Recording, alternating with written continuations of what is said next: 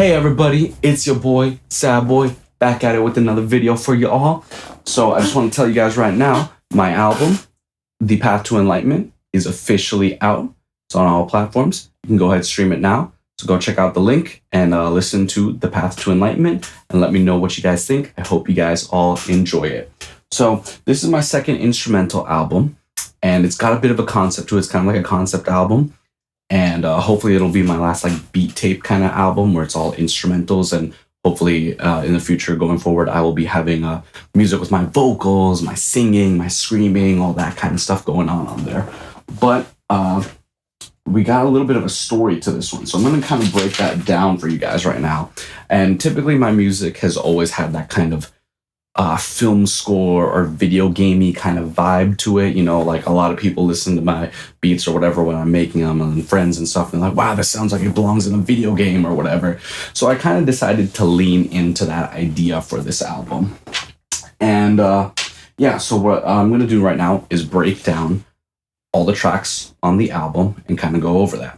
So track 1 is called Storm the Castle, and it's kind of, you know, an intro to the whole album. You're starting off as some kind of knight or commander, and, you know, you're storming the castle. There's a castle full of evil, and you gotta, you know, fight the boss and defeat the evil and all that kind of thing. So it's kind of got that uplifting energy to it, you know, storming into a castle. Now, track 2, you're gonna fight the little warlock guard. There's like kind of wizard warlock kind of thing going on. You fight him, defeat him, and you end up gaining magical powers as a result of that, right? And then we go into track 3, and that's where you're gonna fight this whole like mini boss kind of situation. And you're fighting the mini boss, and something, even though you win the fight or whatever, defeat the evil, there's something a little bit off. And it turns out in track 4, Mangekyo, you realize that your bestie, homie, second in command, you know, the person who is like your sibling, whether it's brother, sister, or whatever. I'm trying to stay gender neutral in this, but you know, you find out that your second in command person, your comrade in arms, again, like a sibling to you, has been evil the whole time. They betrayed you, and they've been going against you this whole time and kind of helping out the evil side, right? So you kind of have to fight them, and the battle's like gut wrenching. You know, like you're against you're someone who you've considered a comrade for so long, and it's gut wrenching, but it also strengthens you and your resolve, and you're able to come out of it a much stronger person, even though you're feeling torn on the inside, right? But in the meantime, there's still the whole storming the castle thing going on, right? So track 5, you are exploring the castle, exploring the dungeons and all that, and you find the coffin, and you open up the coffin or whatever, and bam, there it is. There's Dracula. It's Dracula's coffin.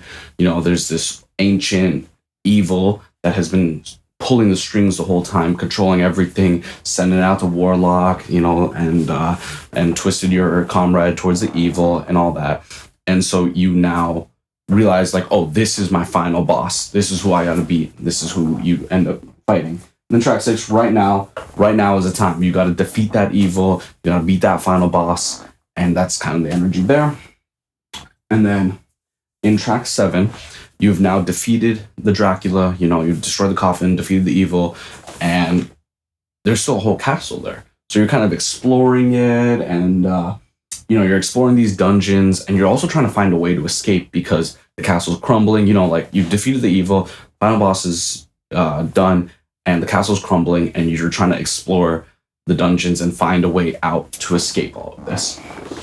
And that takes us then to now track 8, and it's actually a mysterious kind of night. It's very mysterious, and you're exploring, and you're trying to get on the seas and sail based on the things you found inside that castle, that crumbling castle.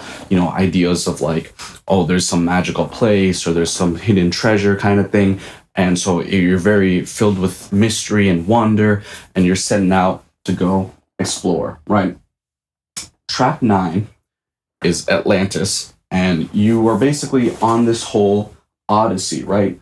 You're out here to, you're on your way to an Atlantis-like land on your odyssey, and you're kind of like exploring and sailing and trying to find whatever this hidden treasure or this strange land might be.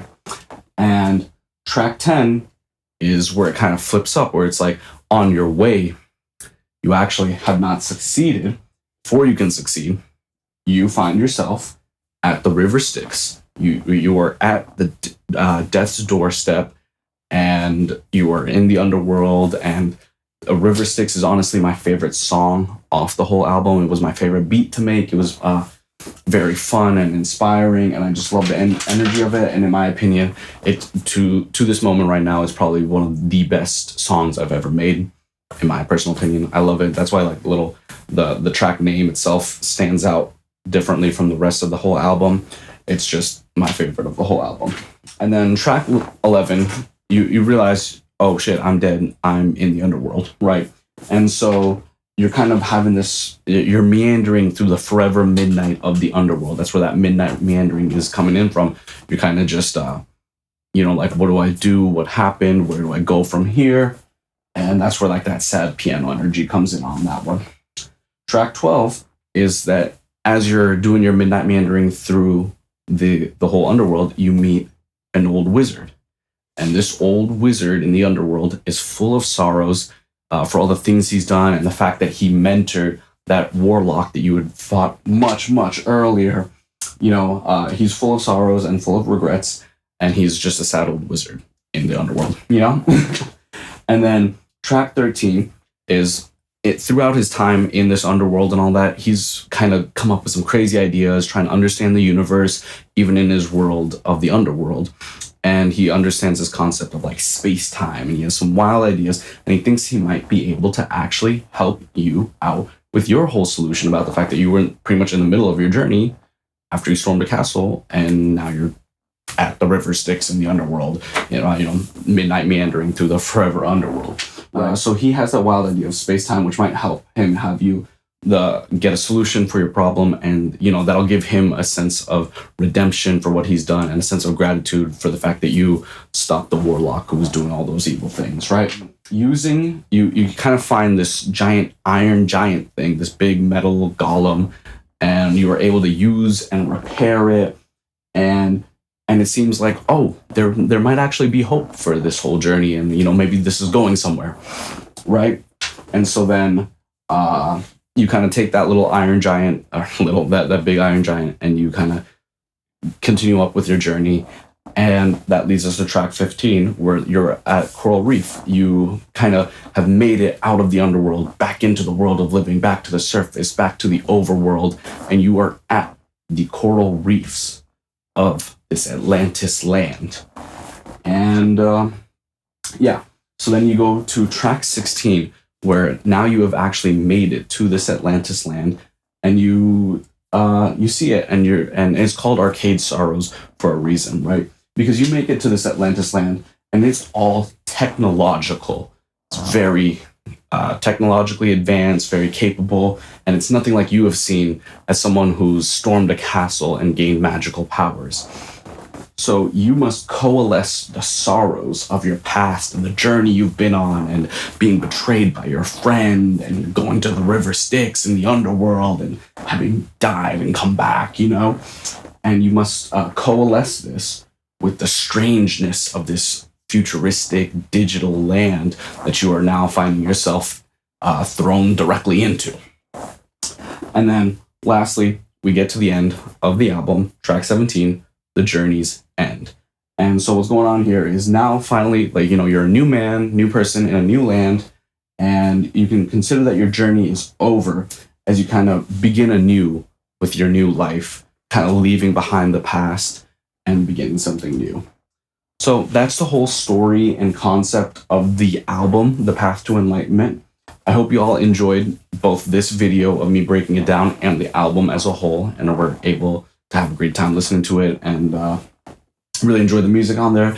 Leave a comment below. Let me know which one was your favorite, what you liked. Again, for me, my favorite will still be track 10, River Styx. It's hands down the most fun for me to make and listen to back over as I listen to the album. And I hope you guys enjoyed it and the album. Look forward to more music coming out soon. I've got things in the works, and hopefully we'll have some singing and screaming. I'm trying to step away from just doing these instrumentals and really expand on the artistry and like really have stuff where I'm actually making music on there and doing the vocals and all that kind of stuff. So look forward to all that. And I just wanted to say thank you guys so much for watching this video and checking out the album. The link will be definitely down below in the description, on the screen somewhere. It'll pop up. And yeah, thank you guys so much for watching. I appreciate all the love and support. Have a wonderful time. It's been your boy, Sad Boy. Catch you all on the flip.